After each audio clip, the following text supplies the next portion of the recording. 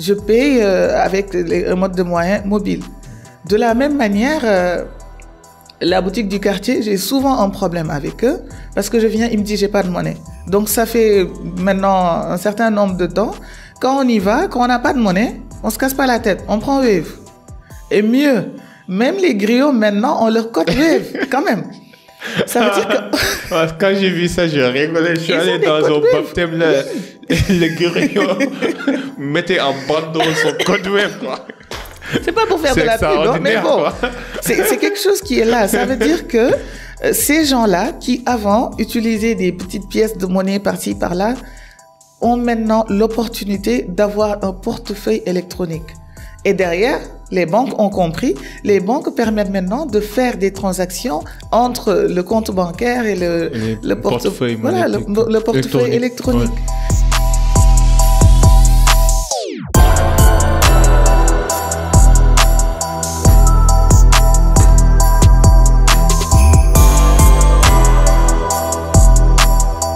Salam Ziyar, bonsoir à tous et à toutes.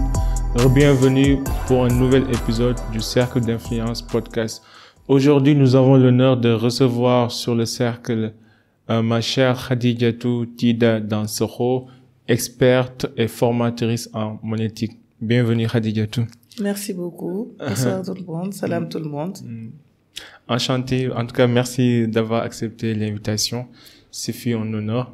On a été mis en relation par un ami en commun qui est Mansour. Oui, un big up déjà qu'on rend hommage aussi. Pour les gens qui nous écoutent, est-ce que tu peux nous décrire, on peut se tutoyer, oui, non, entre famille, ouais, désolé. Vous êtes ma tante, mais c'est pas grave. Non, aujourd'hui, on va se tutoyer. Est-ce que tu peux nous décrire brièvement ton parcours pour les gens qui nous écoutent, qui est Khadijatou? Khadijatou, c'est une Sénégalaise bien du Sénégal. Donc je suis née, j'ai grandi ici, j'ai fait toute ma scolarité au Sénégal, j'ai eu mon baccalauréat au lycée des Parcelles Assainies.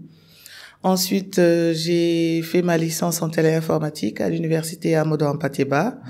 Ensuite, j'ai fait un master en monétique à Subdeco Technologie. Et par la suite, je pense quelques années après, je suis partie au Maroc pour faire une autre spécialisation en monétique et un autre master en millage.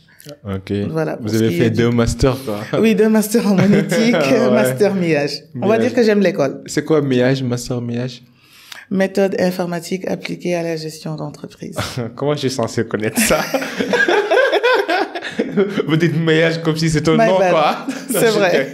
Je taquine. C'est vrai. Je taquine. Je me suis dit, c'est quoi millage? C'est les acronymes, oui, c'est vrai. Je taquine.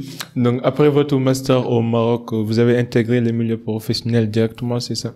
En fait, dès que je suis partie au Maroc, j'ai intégré le milieu professionnel. Okay. J'avais déjà un master en monétique et puis j'étais déjà formatrice depuis 2010, donc c'était en 2015, donc depuis 5 ans. Et en plus de ça, j'avais déjà fait des stages par-ci par-là. Donc dès que je suis arrivée, j'ai pu intégrer par chance, parce que on va dire que j'ai forcé le destin. J'ai vu une porte et j'ai toqué à la porte. J'ai dit bonjour, je suis sénégalaise, je suis étudiante en monétique et j'ai déjà mon master en monétique et je vois que vous faites de la monétique. Est-ce que je peux travailler avec vous? Aussi bizarre que cela puisse paraître, c'est comme ça que j'ai embrassé le milieu professionnel. J'ai travaillé dans cette entreprise pendant 1 an et j'ai eu la chance d'avoir une autre entreprise juste après ces 1 an-là. J'ai changé et ça m'a fait 2 ans plein d'expérience professionnelle en monétique. Donc pour les gens qui ne comprennent pas trop le terme monétique, je pense que le podcast va tourner autour de ce terme. Donc, mieux vaut qu'on essaye de le décrire pour qu'on puisse tous parler un langage commun. Donc, c'est quoi la monétique au sens absolu du terme et quelles sont les différentes applications de la monétique? De manière générale, De manière générale, bon. Je vais éviter de faire la même chose que millage. Ouais, mais pas de termes techniques. Parce que moi, je fais partie parmi les... Effectivement. En fait, c'est la monétique, c'est très simple, Quand on parle de monétique, en général, on va donner comme définition académique que c'est tout ce qui est transaction, qui va mettre en place, on va dire toutes les techniques, toutes les télématiques qu'on va mettre en place pour faire une transaction bancaire ou d'autres transactions affiliées. Mais pour comprendre la monétique, c'est très simple. Il faut voir ça comme une application de l'informatique. Okay. Étant donné que l'informatique, ce n'est rien d'autre que d'utiliser un outil comme l'ordinateur pour faire des travaux, quand on l'applique à tout ce qui est argent, monnaie, etc., ça donne la monétique. Donc, ça veut dire que là, quand on parle de monétique, on parle de tout ce qui est transaction électronique sécurisée. Et quand on parle de transaction électronique sécurisée, il y a deux volets. Il y a un volet c'est-à-dire le volet bancaire, tout ce qui est en rapport avec l'argent. Et il y a un autre volet qui est, comment dire, tout ce qui est transaction électronique sécurisée, qui n'est pas bancaire, comme par exemple les solutions de fidélité, etc. Du coup, quand on va parler de l'application de la monétique, on va l'appliquer dans la banque, c'est-à-dire pour faire un retrait d'argent dans un gap, ou bien pour faire un paiement dans une structure qui accepte les paiements. Si je prends l'exemple, par exemple, de la fidélité, les cartes de fidélité qu'on donne un peu partout, on est toujours dans la monétique. Quand on utilise une carte magnétique pour faire du paiement, on est aussi dans la monétique. Et quand on utilise aussi les cartes magnétiques pour avoir un accès dans un bâtiment ou dans un immeuble aussi, on est toujours dans la monétique. Oui. Ok. Donc ça veut dire que le soubassement, c'est la sécurité. En fait, faut qu'il y ait un algorithme qui gère toutes ces données et les sécurise pour qu'on puisse identifier qui est qui, quoi. Exactement. Mais cet algorithme, comment ça marche? Est-ce qu'on le développe ou bien est-ce qu'on a déjà un algorithme universel que tout le monde utilise? Comment ça se passe? Bon, déjà, quand on parle de monétique, il faut savoir que monétique égale norme. Ok. Donc, on parle de transactions qui sont normées. Donc, quand on va parler de monéticien, par exemple, il y a beaucoup de volets. On va parler de celui qui va faire le développement d'une solution monétique. Mais il y a pas seulement que des développeurs dans la monétique. Dans la monétique, il y a celui qui va juste se charger du règlement. Par exemple, celui qui va juste se charger de regarder en cas de problème, qu'est-ce qu'il faut faire. Quand on parle de monétique, on parle aussi des équipements. C'est-à-dire le constructeur de l'équipement, cet équipement qui va utiliser de la monétique, c'est-à-dire un mode de paiement monétique, mais aussi l'équipement qui va lui-même créer ce mode de paiement, comme par exemple un éditeur de cartes monétiques. D'accord? Donc, tous ces acteurs-là, ils subissent, ils sont réglementés par des normes. Contrôlés, inspectés. Voilà. Et ce sont ces normes-là qui définissent comment la transaction va se faire. Parce que cette transaction, en fait, c'est juste une communication. Si là, je parlais Diola et que vous parliez Sérère et que vous ne comprenez pas Diola, je comprends pas Sérère, ouais, on est mal parti. C'est exactement ça. Comme il s'agit de normes, comme il s'agit d'interlocuteurs dans un système, il faut que tous ces interlocuteurs-là s'entendent sur quel protocole utiliser pour pouvoir communiquer. Ok. Non, super. Je comprends mieux maintenant. Mais les normes-là, qui les édicte en fait? Est-ce qu'il y a un organisme international de normalisation qui gère toutes ces normes? Il y a différents organismes. Okay. Par exemple, si je parle de la sécurité des informations qui vont passer par exemple, les informations qui sont écrites sur la carte. Quand je dis sur la carte, c'est sur les informations qui sont dans la carte qui vont passer, par exemple, lors d'un paiement. Il y a des normes PCI DSS qui sont qui sont édictées par cette structure-là, PCI, c'est-à-dire Payment Card Industry. Et le Payment Card Industry, c'est pas seulement Data Security Standard, non. Data Security Standard, là, on parle des données. Mais il y a un ensemble d'autres normes qui sont écrites, renseignées, publiées régulièrement, mises à jour. Et ça veut dire qu'aujourd'hui, si une banque veut mettre en place une solution, cette solution va regarder au niveau de la structure PCI quelle est la dernière norme qui a été édictée. Et cette norme-là, on va regarder est-ce que nous sommes conformes. Si on est sûr qu'on est conforme, on s'accompagne peut-être par une structure qui va nous accompagner pour voir si c'est bon. Après, il faut certifier. Okay. Et cette certification-là va permettre d'avoir le tampon PCI DSS. Quand on parle, par exemple, de paiement par carte à puce, sur cette puce, il y a des informations. Sur cette puce, il y a des transactions qui vont se faire. Et cette puce-là, ça veut dire que elle a besoin d'être, elle aussi, conforme aux normes EMV, Europay Mastercard Visa.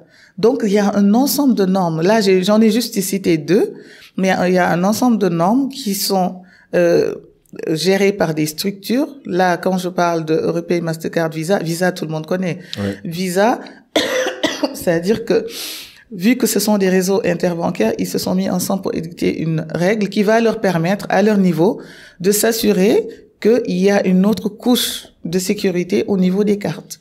Et il y a beaucoup de structures qui tournent autour de la monétique et qui gèrent ces normes-là. Ok, je comprends. En fait, ça montre à quel point il est important d'avoir une bonne infrastructure, normalisation et qualité, en fait. Parce que ça montre que derrière, il y a tout un organisme, toute une infrastructure qui est mise en place pour assurer qu'en fait, les informations du client sont bien sécurisées, sont bien protégées. Mais on a vu ce qui s'est passé, par exemple, avec, est-ce que vous connaissez Snowden, Edward Snowden?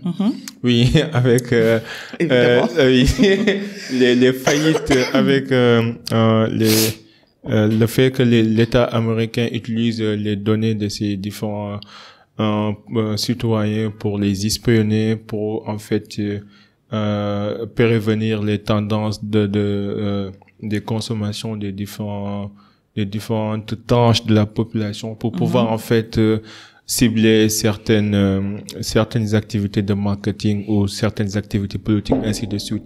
Est-ce que nous, en tant que consommateurs africains, bon, on n'est pas des Américains, mais j'avoue que cet aspect doit avoir une retombée sur le plan international. Est-ce que on peut faire confiance à l'État, à tous les organismes par rapport à nos données personnelles? Concernant la monétique, il y a une chose qui est sûre. Cette sécurité, c'est pas que c'est quelque chose de bien, c'est quelque chose d'obligatoire. Elle est obligatoire. C'est-à-dire qu'aujourd'hui, si par exemple, moi, en tant que monéticienne, je mets en place ma structure, je crée une solution monétique, je ne peux la publier, je ne pourrai pas l'utiliser si, dans le système, je ne suis pas estampillé que je suis en règle. Ce qui fait que les données personnelles dont vous parlez, par exemple, dans le cadre de la monétique, ces données-là, elles sont encapsulées. Okay. Et elles sont gérées. Par exemple, je vais vous donner juste un visuel. Okay. Imaginez que vous êtes dans une maison et que vous êtes dans une chambre. Vous voulez quitter cette chambre pour aller dans une autre chambre. Là, je suis dans PCI DSS. C'est-à-dire qu'on a une donnée, une information qui doit quitter, je sais pas moi, le porteur, c'est-à-dire celui qui a la carte de paiement, et il veut payer. Maintenant, ça veut dire que la PCI DSS a géré cette transaction, comment elle va se passer, pour que même le commerçant ne pourra pas récupérer les données du porteur de la carte. Donc, ça veut dire que l'information qui est dans cette chambre, c'est-à-dire vous qui voulez quitter la chambre, il n'y a que les personnes qui sont dans cette chambre qui sont habilitées à voir ce que vous avez. Et que pendant le chemin pour aller dans l'autre chambre, l'information, elle est cachée.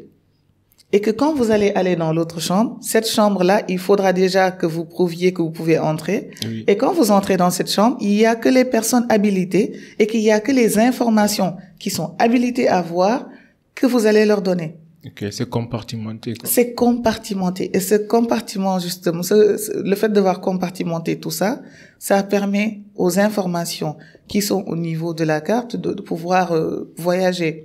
Si vous regardez votre reçu, le reçu de paiement, il n'y a pas tout le numéro de la carte dessus. Si, ils mettent les deux derniers numéros. Exactement. Les deux derniers numéros, quoi. Ça entre dans ce cadre-là.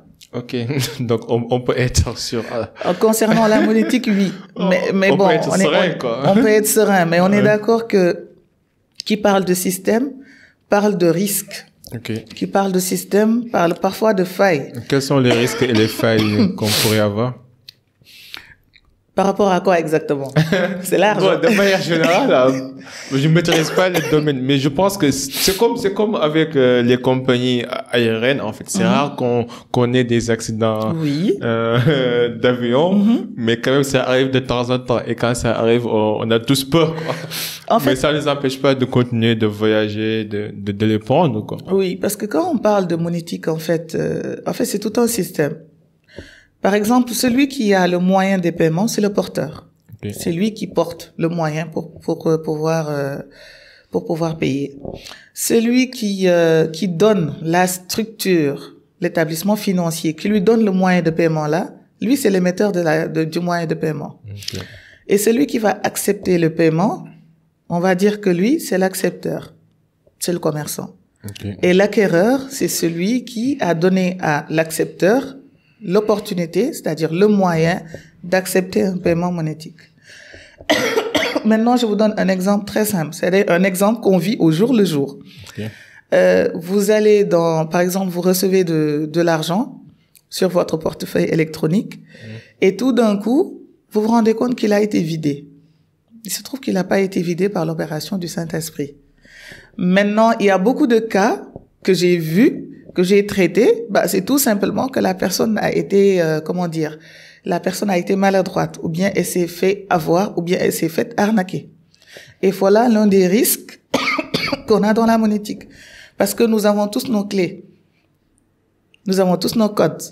Et le code, il permet d'avoir accès à notre compte. Ouais. Maintenant, quand on a par exemple quelqu'un qui nous appelle, qui nous dit je me suis trompé, j'ai envoyé mon code sur votre téléphone, et qu'on lui donne le code, en fait, c'est tout simplement quelqu'un qui a identifié notre numéro sur une autre plateforme, qui a besoin d'une double authentification, c'est-à-dire de prouver que c'est bien vous qui avez le code. Et à partir de ce moment-là, quand c'est vous-même qui donnez le code, c'est comme si quelqu'un vous donnez dit, l'accès, ouais. vous croise devant l'immeuble, vous dites, je suis désolé, j'ai oublié la clé de mon appartement, est-ce que vous pouvez me passer votre clé? J'ai oublié ma clé dans votre sac. Vous prenez une clé, vous lui donnez sans vérifier que c'est votre clé. Ouais. Vous avez donné l'opportunité à cette personne d'accéder à votre compte, il va le vider. Ce qui fait que l'une des choses importantes que malheureusement on a tendance à oublier, c'est que le porteur, l'utilisateur, ou bien l'accepteur, le commerçant, sont des gens qu'on doit beaucoup former, informer et mettre à jour sur les risques et les failles. Parce qu'il y a toujours des fraudeurs. Ouais. C'est comme on a toujours des gens qui essaient de voler quelque chose. Ouais. Donc, il faut surtout se former par rapport à ça, s'informer. Et les éditeurs de solutions comme les banques ont cette responsabilité aussi. Parce que ça diminue le nombre de fraudes qu'il y a. Évidemment, dans les systèmes, il y a d'autres types de failles, comme quelqu'un qui essaie de hacker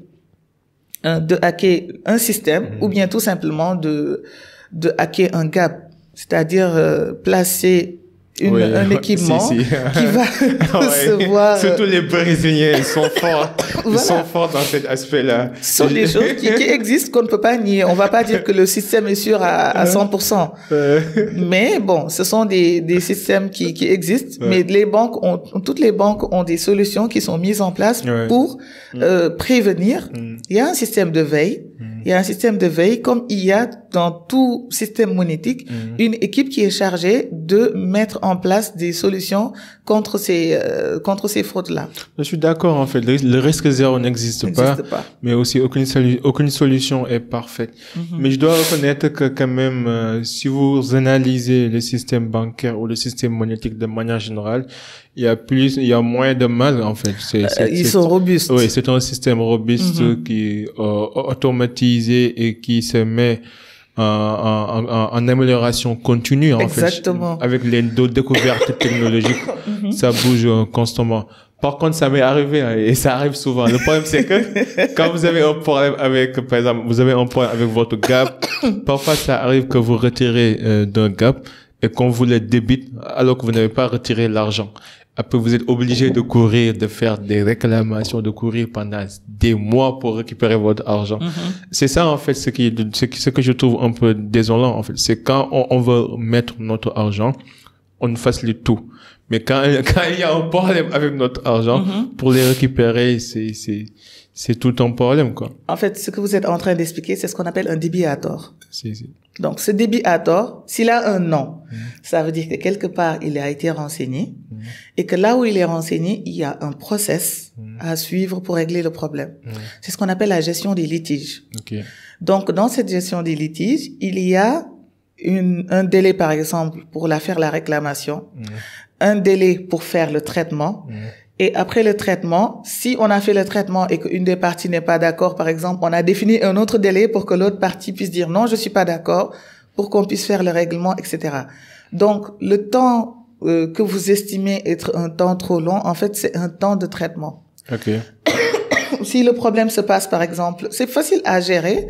en fait, plus facile à gérer si le problème se passe avec un porteur, c'est-à-dire que vous avez essayé de retirer dans votre banque. Non, mais cette fois, bon, dans mon cas, c'était pas dans ma banque. Quand vous essayez de retirer dans une autre banque, ouais. Les structures qui sont impactées, ce n'est pas seulement votre banque et l'autre banque. Il y a votre banque, il y a l'autre banque, éventuellement le réseau interbancaire que vous avez utilisé. Si c'est Visa, ça veut dire que là, même si vous êtes au Sénégal, toutes les deux banques sont au Sénégal, vous avez fait un retrait à l'international. Donc, ça veut dire qu'il y a ce traitement qui doit être fait de votre banque qui va faire la réclamation. Et Visa, c'est-à-dire que ça va passer par la banque, par Visa, par l'autre banque, pour qu'on puisse régler le problème. Maintenant, ce que je peux comprendre, c'est que, un consommateur se plaigne que au niveau de ma banque, peut-être que eux, ils pourraient trouver le moyen de régler le problème en attendant que eux, ils règlent le problème avec l'autre banque. Mais il se trouve qu'il faut d'abord vérifier que tout ce qui a été dit est ce qui est faux, vrai. Désolé de vous couper, c'est que si vous connaissez l'Ecobank qui est à Ngor, là, à côté de Graines d'Or, il y avait une agence Ecobank qui était après Graines d'Or, mais on l'a déplacée. Oui. Maintenant, ça se trouve avant Graines d'Or. Donc, ils l'ont déplacé, quoi. Mais depuis qu'ils l'ont déplacé, ils ont installé leur nouvelle Gap, mais je pense que c'est mal installé parce que non, parce que c'est pas uniquement moi, hein. Je vous jure, ça fait un mois depuis qu'ils l'ont installé là-bas, mais je connais beaucoup de collègues, beaucoup d'amis et beaucoup de gens qui font les mêmes réclamations, qui viennent, qui mettent leur carte, que ce soit carte Société Générale ou d'autres, ou même carte Ecobank, hein, et qui essayent de retirer, et puis ils se rendent compte que non, l'argent ne sort pas, et on leur demande de contacter leur banque. Et après, sur l'application, ils se rendent compte qu'ils ont été débutés, quoi. Ils disent non, ça va pas être une coïncidence, ça c'est intentionnel, en fait. Ecobank Ngor, il faut voir ça. Non, mais en fait, c'est vraiment difficile pour moi d'accepter cette affirmation. Ça a été une coïncidence, ça. si ça arrive, c'est 4 fois sur 100. Parce que quand même, l'installation d'un Gap, c'est-à-dire, ça rassemble tellement de professionnels de la monétique, de la banque, que ça peut pas être quelque chose qui a été mal fait. Ils se sont trompés. Mais vous, en tant que consommateur, mais vous faites la réclamation. Oui, j'ai fait la réclamation. Pas la réclamation au niveau de votre banque. Ouais. Parce que quand cela arrive, c'est pas à la banque, c'est pas avec la Ecobank que vous allez vous plaindre. Non. Non, au niveau de notre banque. C'est au niveau de votre banque. C'est ce qu'on a fait, ouais. Voilà. Donc, ça veut dire que là, si vous voulez faire la remarque à Ecobank, peut-être que vous devriez faire un collectif. Non, ça, c'était une entre parenthèses, quoi. Ça, c'était un cri de gueule de ma part. On continue. Non, laissez le Gap de Ecobank prendre. Non, c'est sûr. Quel est le rôle de la monétique dans l'inclusion financière? Non. Donc ça, c'était un cri de gueule que je me devais de faire. Ils vous ont pris combien? 500 000, 1 million? Pour moi et pour tous mes amis qu'on a arnaqués, quoi. Non, en fait, c'est un débit à tort et forcément, vous allez retrouver vos fonds. Forcément. Espérons. Maintenant, le problème qui se pose, c'est que le temps d'attente. Prenez votre temps. C'est le temps d'attente qui va peut-être vous poser problème. Si. Donc, voilà. Je disais, on a un peu parlé du principe de la monétique, c'est différentes applications. Maintenant, revenons un peu sur son rôle dans l'inclusion financière. Son rôle dans l'inclusion financière. Déjà, il faudrait comprendre que quand on parle d'inclusion financière, parce que c'est un mot qu'on aime beaucoup utiliser et tout, il faut comprendre que l'inclusion financière, ce n'est rien d'autre que le fait d'offrir des services et des produits bancaires, de les amener vers les gens qui ne l'ont pas, les inclure dans ce système-là. C'est ça. Maintenant, ce qu'on peut dire et ce qu'on peut constater, je pense qu'il y a une étude de la BCEAO, je récite de mémoire comme ça, qui est sortie en septembre, qui disait que le taux de bancarisation au Sénégal a chuté. Ah ouais. Même au début, c'était pas assez conséquent. Voilà, donc ça veut dire que déjà que le taux de bancarisation, je parle du cas du Sénégal, n'était pas énorme. Ouais. Ils ont fait une étude, je pense qu'il y a en Guinée aussi. Je pense que c'est Sénégal et Guinée, les deux pays. Donc, ça veut dire que là, si on parle d'inclusion financière et que les services, produits et services là, en général, c'est au niveau des banques qu'on l'a, et qu'on a une population qui se débancarise, on va dire, ça veut dire qu'il faut trouver un autre moyen. Ouais. Et avec la monétique, ça va avec l'informatique. J'ai dit que c'est de l'informatique appliquée. Donc, ça va avec l'informatique, avec les nouvelles technologies, les nouvelles solutions et tout. Et de notre côté, on se rend compte qu'en Afrique, l'utilisation du téléphone est dans un boom. C'est sûr. Si je prends le cas du Maroc, je pense les années où j'y étais en 2016-2017, on venait de lancer le paiement mobile. Donc, c'est-à-dire qu'ils faisaient la monétique avec le mobile, mais le paiement n'était pas encore fait. C'était très réglementé et tout. Donc, ça veut dire que depuis lors, ça a pris des proportions énormes. Si je reviens par exemple au cas du Sénégal, si on se rend compte que, ne serait-ce que nous, on va regarder dans notre entourage, soit on a un téléphone à 2 puces, ou bien on a 2 téléphones, il y en a même qui en ont 3. Ouais. Et on se rend compte donc que dans l'application de la monétique, oublier le mobile, quand on a une population qui n'est pas très bancarisée, c'est pas possible. Ne serait-ce que pour le business. Ouais. C'est pas possible. Donc ça veut dire que là, en utilisant l'application de la monétique au mobile, on va inclure toutes ces personnes-là. Moi, je suis partie en ville, j'ai fait laver ma voiture. Le gars qui arrive, je cherche, je trouve pas de monnaie. J'étais en mode panique. T'as Wave? Et je lui dis, t'as Wave? Il me dit, j'ai même Orange Money. Ah ouais, c'est sûr. Donc, ça veut dire que ça fait maintenant 1 an, quand je vais en ville, je ne paie plus avec de l'argent. Ouais.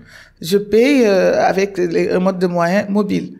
De la même manière, la boutique du quartier, j'ai souvent un problème avec eux parce que je viens, ils me disent j'ai pas de monnaie. Donc ça fait maintenant un certain nombre de temps. Quand on y va, quand on n'a pas de monnaie, on se casse pas la tête, on prend Wave. Et mieux, même les griots maintenant ont leur code Wave quand même. Ça veut dire que quand j'ai vu ça, j'ai rigolé. Je suis allé dans un baptême, le griot mettait en bandeau son code Wave, quoi. C'est pas pour faire de la pub, mais bon, c'est quelque chose qui est là. Ça veut dire que ces gens-là qui avant utilisaient des petites pièces de monnaie par-ci par-là ont maintenant l'opportunité d'avoir un portefeuille électronique. Et derrière, les banques ont compris. Les banques permettent maintenant de faire des transactions entre le compte bancaire et le portefeuille. Voilà, le portefeuille électronique. Ouais. Donc ça veut dire que si on voit beaucoup plus loin, la femme qui vend du gerte caaf, le fait d'avoir un portefeuille électronique où elle va stocker son argent, elle pourra beaucoup plus s'organiser dans son commerce. Si on voit par exemple la dame qui vend du fondé, cette dame pourra beaucoup plus s'organiser avec cela. Ça veut dire que derrière, elle va recevoir son argent dans un compte. Elle pourra savoir exactement combien elle a vendu et pourra sur cette base-là peut-être faire des projets. Elle pourra cotiser. Il y a des gens qui font des tontines, les e-tontines. Oui, les e-tontines. Donc, ça permet de s'organiser un peu plus. Et quand on sait qu'en plus d'avoir un taux de bancarisation assez faible dans nos pays, on a aussi le secteur informel qui est énorme. Moi, je vais dire que c'est vrai que ma maman, elle était enseignante, mais la maison où je suis née, où j'ai grandi, cette maison-là, c'est R+4, elle a été construite par une femme qui vendait du fondé au port. Ça veut dire que cette femme-là, si elle avait un portefeuille électronique à l'époque, peut-être qu'elle serait beaucoup plus loin. Donc, quand on fait cette analogie, quand on rassemble tous ces faits, on se rend compte que la monétique aujourd'hui, elle a une place prépondérante pour l'inclusion financière, mais pas seulement, pour aussi aider à l'autonomisation des femmes. Parce qu'on sait que, surtout dans le milieu rural, quand on autonomise les femmes, quand on leur donne les moyens, ça veut dire que déjà, on est en train de tirer cette communauté vers le haut. Et donc, ça veut dire que c'est déjà un levier économique. En plus d'être un outil pour l'inclusion financière, c'est un levier économique énorme. Je suis parfaitement d'accord. Et ça montre le fait que même les dernières études qui disaient qu'en Afrique, on a plus de téléphones portables que de population, en fait. Pour démontrer le taux de connectivité en Afrique qui continue d'augmenter. et qui continuent d'atteindre des proportionnalités assez élevées, quoi. Donc, je pense que c'est une niche que les banques, que ce soit les systèmes bancaires, que ce soit les commerçants, que tout le monde, en fait, devrait exploiter pour inclure tout le monde, mais surtout aussi pour simplifier les processus de paiement. Parce que parfois aussi, le fait de ne pas avoir un cash, ça peut être un risque de vie ou de mort, quoi, pour des risques d'agression, ainsi de suite. Il y a plusieurs facteurs qui entrent en jeu, en fait. Maintenant, sur les passerelles de paiement, est-ce que vous pouvez nous détailler ce que c'est une passerelle de paiement et c'est quoi le principe? Une passerelle? J'aime le visuel. C'est une passerelle. Ça permet de passer d'un endroit à un autre. Okay. Quand vous avez deux systèmes qui sont différents, cette passerelle va permettre cette communication. Okay. Je donne l'exemple d'une des nombreuses applications que j'ai sur mon téléphone, parce que quelle que soit la nouvelle application monétique, je l'installe, je teste. J'ai 2 portefeuilles électroniques, par exemple. Okay. Et ces 2 portefeuilles électroniques-là, je veux retirer de l'argent d'ici pour aller de l'autre côté. Cette passerelle va me permettre de faire ça. Okay. Va me permettre de transférer de l'argent de mon compte Wave vers mon compte Orange Money, par exemple. Un autre... Par exemple, quelle est la passerelle qui vous permet de faire un transfert entre Orange Money et Wave? Je pense qu'Oripass. Ah bon, ça existe. Ok. Je pensais que c'était 2 entreprises concurrentielles qui n'aiment pas se toucher, quoi, qui n'aiment pas faire du business ensemble. Non, mais c'est pas une question de faire du business ensemble. Là, on parle de protocole. C'est ça, protocole. Oui, on parle de protocole, on parle de communication. Okay. Si une entreprise a mis en place cette passerelle-là, ça permet parce que même si je me rappelle bien, par exemple, même sur Wave, on pouvait pas acheter du crédit sur Wave. Oui, là, c'est différent. Parce que là, il fallait directement avoir accès à leur service pour faire cette transaction. Oui. Alors que là, c'est une entité autre qui a mis en place une plateforme. C'est pour ça que parfois, vous allez dans un endroit qui vous dit qu'aujourd'hui, ici, vous pouvez faire toutes les transactions monétiques possibles. Et vous pouvez, si vous voulez, transférer votre argent. Ça m'est déjà arrivé d'avoir besoin, par exemple, d'avoir mon cash je voulais acheter quoi? Du pain. J'avais mon compte Coripass et j'utilise ces solutions-là. Donc, ce sont des solutions qui sont importantes et surtout, ce sont des solutions dont les chefs d'entreprise ont compris le défi. Là, on parle d'interopérabilité. On peut pas parler d'un système fermé qui fonctionne. C'est pas possible. Un système fermé qui va pas permettre des échanges. C'est un système qui est mort. Quoi. Voilà. Parce que la base, l'être humain aime la communication. On ne fait que communiquer. Ouais. Et cette communication-là, on parle de la communication de transactions d'argent. C'est quand même important. Donc, cette interopérabilité-là, toutes ces solutions l'ont compris. Je vois des solutions qui viennent d'un peu partout. Je vois InTouchPoint. Je vois Calpay, je pense. Donc, ce sont des solutions qui ont compris quel est l'avenir de la monétique en Afrique. Parce qu'on a le mobile, on a nos comptes mobiles. Et ce qui est intéressant surtout avec les mobiles, c'est qu'on n'a pas forcément besoin d'avoir la connexion Internet. Oui.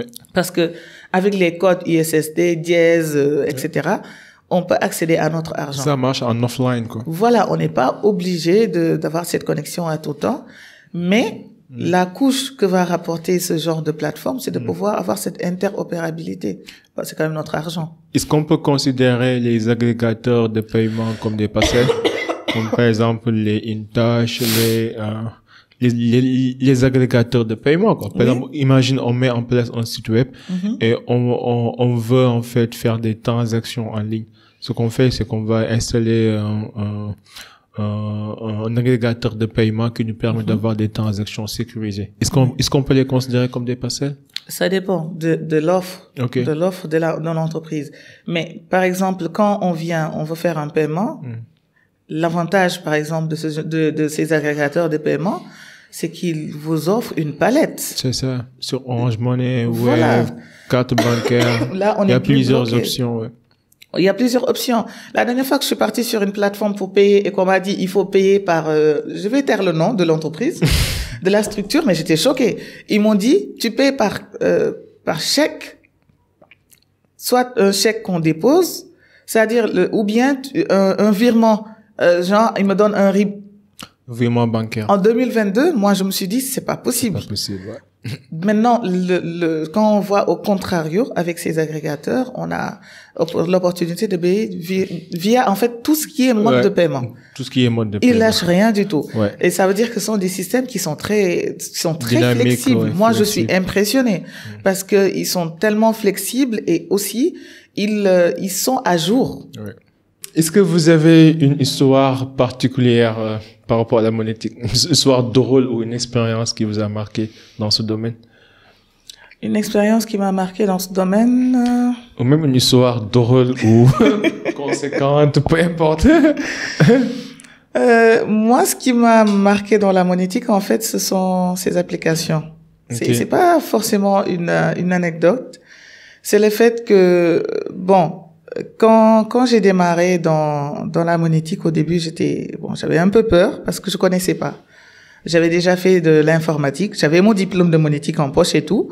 Mais le fait, on va dire que c'était plutôt de l'émerveillement, d'avoir accès à au support dont j'entendais parler, d'avoir accès à un labo complet où il y avait, l'entreprise où je travaillais était en train de travailler à fabriquer, comment dire, un gap. Toujours ma problématique, moi. Voilà. Donc c'était très passionnant de travailler sur ce projet, d'autant plus que c'était avec des réseaux, des réseaux interbancaires et surtout un géant de l'époque. Et je travaillais spécialement sur la partie des messages interactifs. Et il y avait aussi, on avait rajouté le volet du Wolof.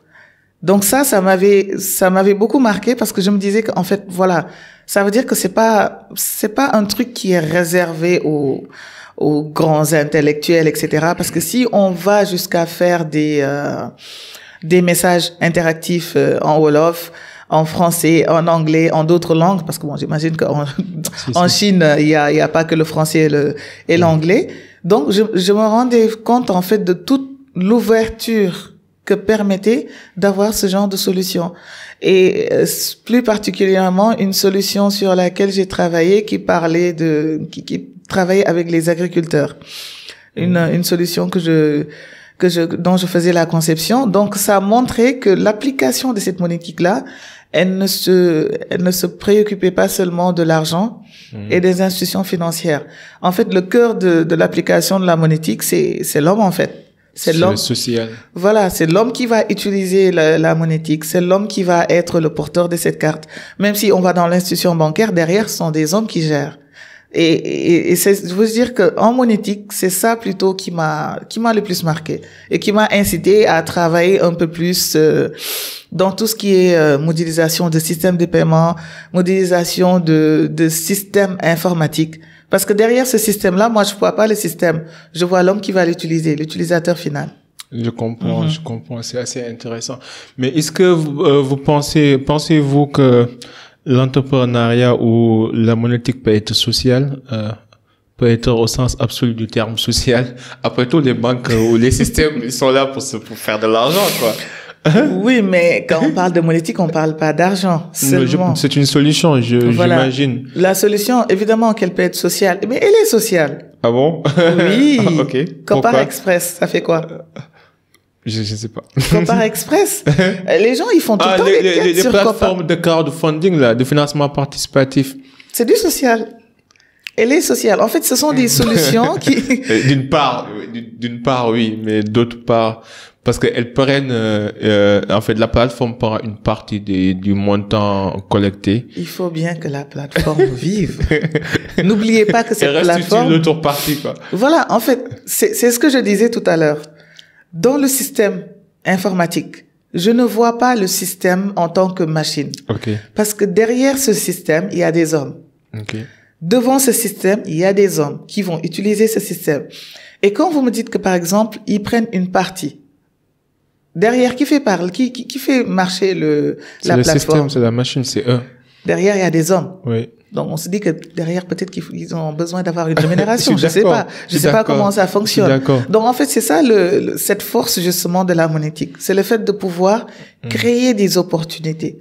C'est le fait de pouvoir rassembler des gens. Parce que si aujourd'hui, quelqu'un qui a un compte PayPal peut cotiser au même titre que, je sais pas moi, la vendeuse de Gerte Tiaf qui a son 1000 francs dans son compte Wave ou Orange Money, c'est quand même énorme.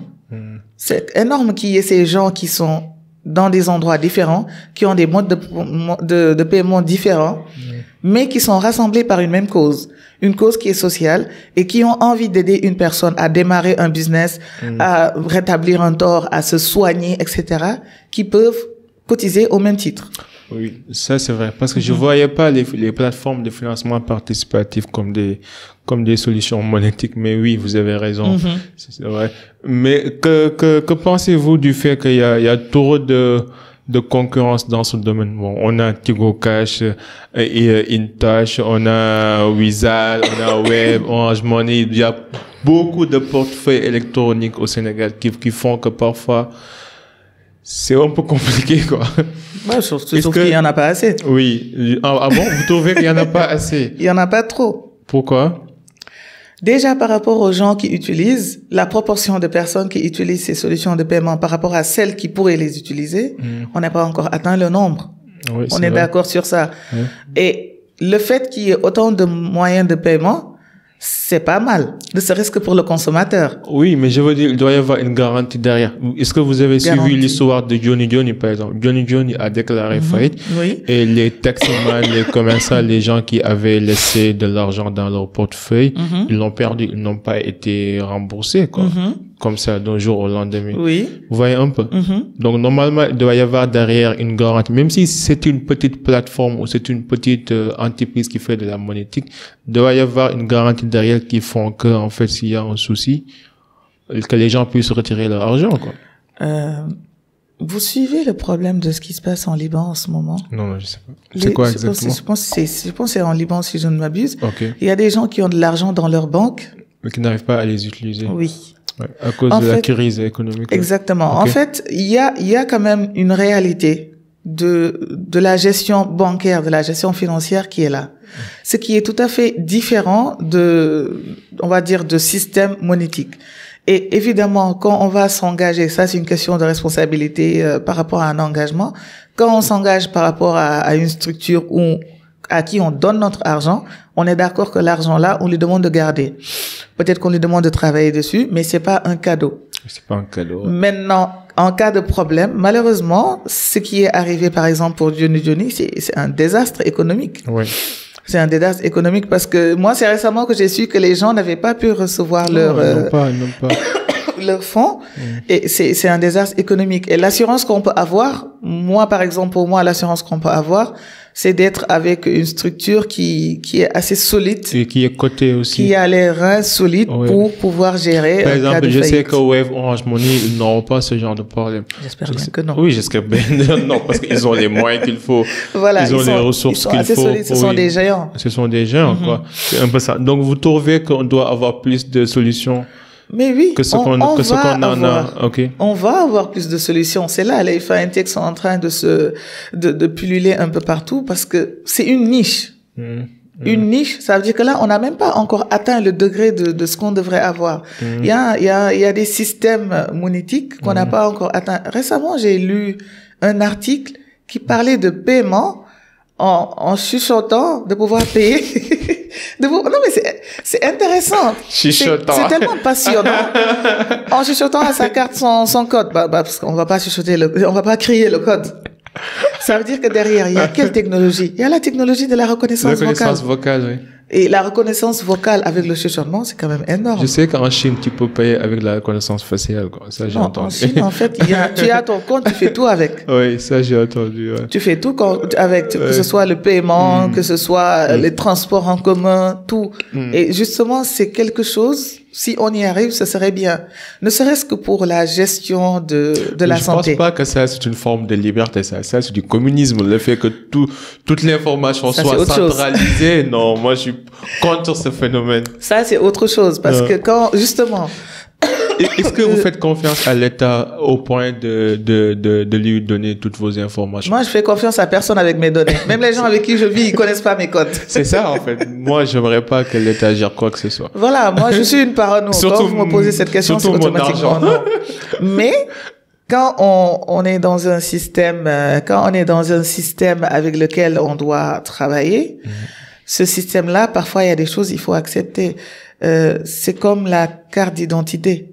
Sur notre carte d'identité. Mais c'est pas associé à l'argent, la carte d'identité. Non, je donne un exemple. Parce que quand vous me parlez de l'État, par exemple, c'est par rapport à là, on a la carte d'identité, il y a nos données qui sont là-bas. C'est normal. Et avec les paiements, si on ne s'identifie pas, mais comment est-ce qu'on sécurise notre argent? Si on parle de l'empreinte, on va nous dire que oui, mais bon, l'empreinte, c'est sensible parce que l'empreinte est sur la carte d'identité.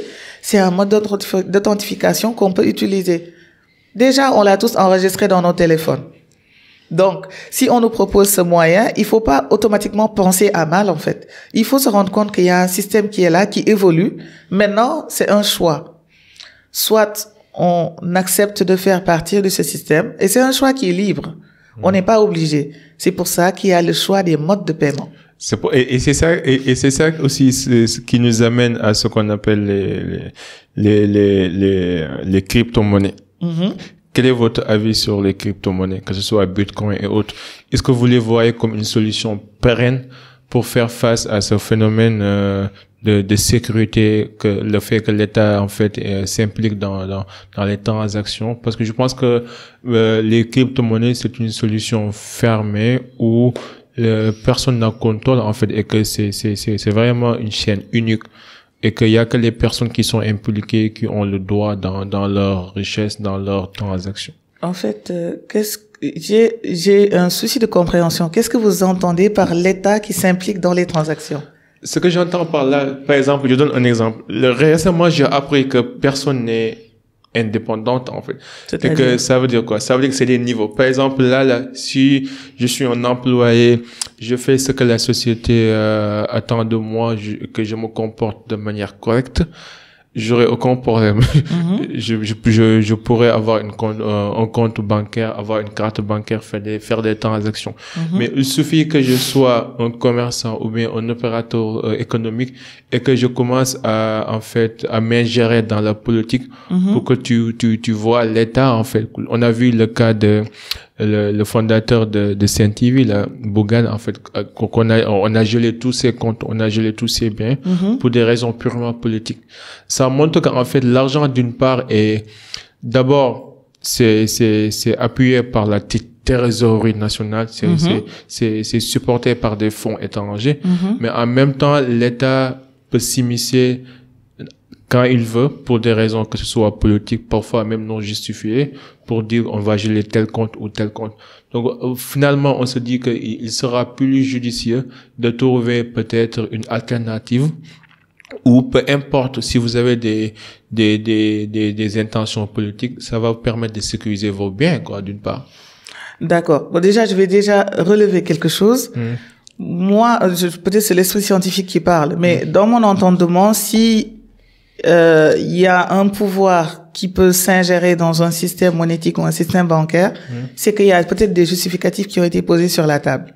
Donc peut-être qu'il faudrait se poser des questions sur le process, comment ça a été fait. Ça, c'est déjà une chose. Maintenant, concernant... Mais vous êtes d'accord que parfois, on n'est pas obligé de respecter tout le processus, en fait. C'est-à-dire? Par exemple, comme vous disiez tout à l'heure, dans les normes, on a des protocoles, on a des procédures, on a des manières de faire. Oui. Mais l'État, il y a certains États qui ne sont pas forcément justes, qui peuvent, en fait, se dévier de ces procédures. Oui, mais là, on est au-delà du système. Comme je disais tout à l'heure, le système, il est infaillible. Oui. Il est bon concernant ces protocoles. Par les hommes, en fait. Voilà, ce sont les hommes qui sont imparfaits. Ouais. Et là, on parle de responsabilité morale, on parle d'équité, de probité. Et ça, je pense, c'est à un autre niveau. Vu que c'est l'homme qui manipule le système, il peut le manipuler à sa guise. Donc, si on revient à la crypto-monnaie, disons que il y a un danger, et ce danger, je pense qu'il y a des gens qui ont goûté à la sauce de ce danger, je pense il y a 1 mois ou 2, je pense que c'était en Côte d'Ivoire, des gens qui ont perdu des milliers, des milliers, je crois, non, des millions. De quoi? De francs CFA en se faisant arnaquer. Parce que justement, avec cette, comment dire, avec ce Eldorado qu'on montre de la crypto-monnaie, ils se sont tous engouffrés. Alors que, on va dire que moi, personnellement, pour la crypto-monnaie, je suis encore en train je me tâte. Pareil pour moi aussi. Hein. J'ai pas de compte ou Bitcoin, j'ai rien du tout. Oui, pour le Bitcoin, par exemple, le danger qu'il y a, c'est le même danger qu'il y a dans la bourse, hein. Aujourd'hui, ça monte. Demain, ça descend. Oui. Et le fait d'avoir justement tous ces œufs dans le même panier, et c'est là où ça peut poser problème. Mais c'est effectivement un volet de la monétique qui a de l'avenir. Mais il faudrait que ça soit bien encadré. Parce que quand vous me dites, par exemple, qu'on ne sait pas ce qu'il y a à l'intérieur, là où il y a danger, il faudrait qu'il y ait cet encadrement. Parce que ces normes-là, ces règlements que vous êtes en train de, on va dire, que vous accusez, non pas vous accusez, mais que vous dites que les hommes utilisent, ce sont ces règlements-là et ces normes qui sont justement la base de la sécurité. Quand vous me dites, par exemple, tout à l'heure, vous m'avez posé la question, la garantie. Cette garantie-là en monétique, cette garantie, elle est donnée par ces règlements, par ces normes. Maintenant, si on est dans un monde où il n'y a pas ces règlements, ça pose problème. Donc, même si c'est l'avenir, il faudrait qu'on l'encadre peut-être un peu plus pour sécuriser les gens qui vont venir mettre leurs biens là-bas. Bon, moi, je comprends pas, jusqu'à maintenant, je comprends pas les principes du Bitcoin. Mais ce que j'ai pu comprendre à travers mes recherches, c'est que c'est du blockchain, quoi. Et blockchain, c'est purement fondé sur les mathématiques. C'est un système fermé où, en fait, pratiquement, il est impénétrable, quoi, à moins qu'on vous y donne l'accès, quoi. Et ça, c'est différent du système monétaire traditionnel que nous connaissons, en fait, où il y a plusieurs facteurs qui interviennent. Et ça me rassure, même si que j'ai pas les moyens pour acheter un Bitcoin, ça, c'est sûr. Pas forcément. Parce que ça coûte cher, $40 000, je pense. Ouais. Mais quand même, c'est mathématique, donc c'est mathématique, donc c'est très robuste. Ouais. Et le danger qu'il peut y avoir, c'est toujours avec les êtres humains, en fait. Comme le fait de miroiter, parce que le cœur du problème, c'est pas la crypto-monnaie en tant que telle. C'est peut-être que l'utilisation qui en est faite, ou bien la personne qui va venir vous présenter une crypto-monnaie dont vous ne savez absolument rien. Oui, c'est pour ça qu'il faut faire votre devoir, il faut faire votre propre recherche avant de vous y engager. C'est comme quand vous vous engagez avec une banque. Quand vous venez, vous avez des banques, vous faites une recherche, vous voyez une banque, vous vous engagez avec cette banque. Quand cette banque, elle a un souci, etc., vous, c'est votre responsabilité, vous et la banque qui est engagée à ce moment-là. Donc, c'est un choix qu'on peut faire parce que c'est l'avenir. C'est comme quand on parle des intelligences artificielles en ce moment. On accepte bien que c'est l'avenir, mais il faut faire attention à quelle monnaie on choisit et où est-ce qu'on va mettre son argent. Est-ce que vous êtes optimiste par rapport à l'avenir? Ça dépend sur quoi. De manière générale. Parce que là, on a parlé de pas mal de choses. On a parlé des points positifs, des points négatifs. Mais de manière générale, est-ce que vous êtes optimiste par rapport à l'avenir? Concernant la monétique, en tout cas, oui. Oui. Mais concernant la vie? Oh, ça, c'est autre chose. Ça, c'est autre chose. OK. Mais concernant la monétique, oui. En fait, quand je pense à la monétique en ce moment, c'est comme quand je suis, au bord de la plage, en train de regarder le lever du soleil. Super. Sérieux, parce que... C'est rassurant, alors. Moi, je suis convaincu qu'en ce moment, avec les technologies qu'on a, avec les vues qu'on a, parce que quand je parle de vues, je parle de perspectives qu'on se donne. Avant, on avait peut-être un étudiant qui était en informatique qui va dire que oui, il veut faire une petite application, etc. Mais là, on voit que même, parce que quand je côtoie mes étudiants, je vois ce changement. Quand je côtoie les jeunes qui ont ouvert leur entreprise en ce moment, les fintech, quand on voit les projets qui sont proposés par différentes personnes de différents pays, surtout en Afrique, parce que je suis africaine, c'est ce qui m'intéresse en premier. Je me rends compte qu'en fait, c'est comme si on était en train de monter en puissance. On est en train de comprendre l'importance de l'informatique, l'importance de la monétique et surtout comment est-ce qu'on peut l'utiliser, mais dans nos vies de tous les jours. Et c'est ça la clé. Le fait qu'on fasse cette utilisation pour améliorer notre quotidien. Et en améliorant notre quotidien, on améliore tout. Que ce soit sur le plan économique, que ce soit pour la santé, parce qu'on est partout. Et ne serait-ce que pour la santé, quand on arrive à avoir un système informatisé de bout en bout, avec des cartes d'identification qui sont là, qui sont claires, la personne, elle va dans la structure de santé, n'importe quelle structure de santé, on lit sa carte, on a son background, mais ça c'est énorme. Et on va y arriver. Moi, j'y crois fermement et je suis vraiment optimiste pour l'avenir. Et quelle influence aimeriez-vous laisser dans ce monde? Je sais que vous aimez former. Ah oui. Vous êtes une femme de terrain. Vous donnez des cours dans pas mal d'instituts techniques ici à Dakar. Réellement, quelle influence aimeriez-vous laisser dans ce monde? J'aimerais laisser au moins, ne serait-ce que l'empreinte d'avoir aidé, ne serait-ce que, même si c'est un jeune, un seul, à voir le monde autrement et à améliorer sa vie. Noble cause. Ça, c'est chaque jour ce que je vis avec mes élèves, parce que j'ai quand même des profils différents. Vous enseignez, vous pouvez donner les écoles dans lesquelles vous enseignez? J'enseigne en ce moment au Centre de formation professionnelle de Ouakam. Okay. Donc, cette école-là, elle dépend du ministère de l'enseignement technique de la formation professionnelle. Et j'ai divers profils là-bas, des profils extraordinaires. J'ai des profils d'élèves qui se forment en couture, en coiffure, en restauration, en santé, en agri-élevage. Et ce qui est bien, c'est que j'ai autant d'élèves qui sont, qui sont scolarisés, qui ont le niveau CAP, et donc qui vont sortir avec un diplôme d'État. Et j'ai d'autres profils d'élèves ces élèves-là ont été scolarisés avant d'arriver au centre de formation professionnelle, mais soit ont eu un background de l'enseignement général qui n'est pas allé loin, ou bien qui sont carrément analphabètes. Donc parfois, il m'arrive d'avoir dans la même classe des gens qui comprennent que le français. Il m'est arrivé d'avoir dans la même classe une élève qui ne comprend que le français, quelques élèves qui comprennent que le Wolof, et 2 qui comprennent que l'anglais. C'était génial. Et je dois former ces élèves-là à utiliser l'outil informatique. Et comment vous faites? Ah, mais je m'adapte. Moi, j'ai appris avec ces élèves-là. J'ai grandi avec ces élèves-là. Parce que j'ai commencé, je venais d'avoir ma liche. Et là, j'ai appris à être avec ces élèves, à leur donner cet amour de l'informatique. Qu'ils arrêtent d'avoir peur d'utiliser l'outil informatique en se disant, c'est pour les high-tech. Non. Que ça soit juste un outil. Comme ils utilisent leur machine à coudre ou bien leur peigne, un outil pour améliorer leur existence. Un outil pour travailler, c'est-à-dire dans le milieu professionnel, comment ils vont utiliser par exemple un outil comme Canva pour créer un joli post, pour se vendre sur WhatsApp. Comment ils vont utiliser par exemple leur compte Facebook de façon à ce que ça soit quelque chose de lucratif pour leur activité, sans pour autant être en danger par rapport aux prédateurs qui sont les cybercriminels. Donc ça, c'est vraiment un volet que j'adore. Au jour le jour, moi, ce que j'aime, c'est impacter leur vie. D'essayer cet impact-là. Et de l'autre côté, j'ai des étudiants au niveau des MIT, Dakar. Et ces étudiants-là, je les forme dans les utilisations de l'outil de productivité.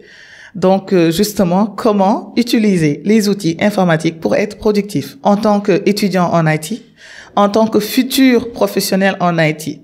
Donc, c'est toujours dans le même cadre et les profils sont hyper différents. Oui, ça a l'air d'être intéressant. C'est très intéressant et j'adore ce travail. Ça vous passionne.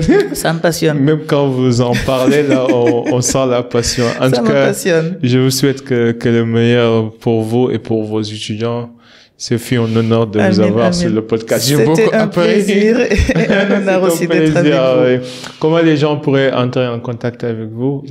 Vous êtes sur les réseaux sociaux? Oui, je suis sur les réseaux sociaux, sur Facebook, Cathy.Luitcast. Pas de questions sur le pseudo. On va partager les références dans les show notes. Oui, sur LinkedIn. Et bon, récemment aussi, j'ai lancé ma propre structure qui accompagne les entreprises. Super. Dans les projets IT. Okay. Parce que je pense que vous savez déjà que j'aime former. Si, c'est sûr. Et dans ma vision de la chose, un système informatique n'est rien si l'utilisateur n'est pas formé. Oui. Et justement, cette formation, ça passe par la documentation. Donc, cette documentation, moi, j'accompagne dans la documentation de tout le projet IT, de la conception jusqu'au, après le développement, les tests, la réalisation et la partie la plus intéressante, bien sûr, c'est l'utilisateur final qui aura besoin de son guide au complet, qui aura besoin d'être formé et qui aura besoin peut-être de temps en temps de faire une mise à jour sur le système qui lui-même a été mis à jour. Voilà. Donc, vous nous envoyez toutes les données de tous les différents contacts. Nous, on va partager avec notre communauté. Inch'Allah. Oui. En tout cas, bon, c'est fait en honneur Khadijatou.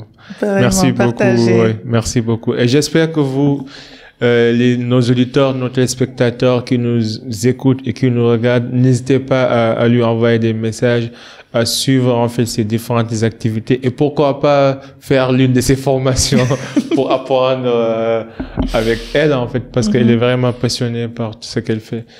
Donc à la prochaine. En attendant, soyez unique, soyez légendaire. Peace and love. Est-ce que vous avez un dernier mot ou ça va? Non, je pense ça va. On a tout dit. Faisons tout pour avoir un impact, en tout cas positif chez les gens. Moi, c'est surtout sur les jeunes en ce moment. C'est ça mon dada. Impactons positivement les jeunes. Oui, ça marche. Merci beaucoup. Allez les gars, à la prochaine. Peace and love. We out.